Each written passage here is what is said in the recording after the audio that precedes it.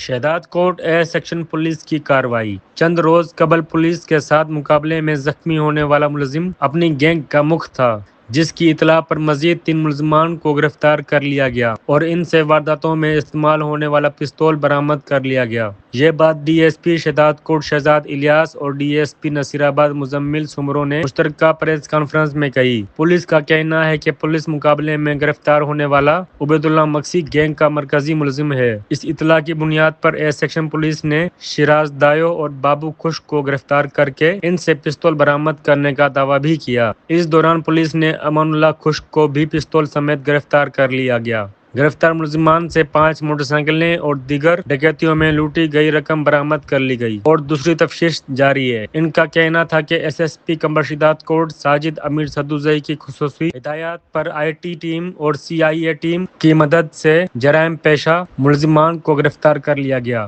علی جمیل Kumbo, Bolan digital news, Shahdad کوٹ۔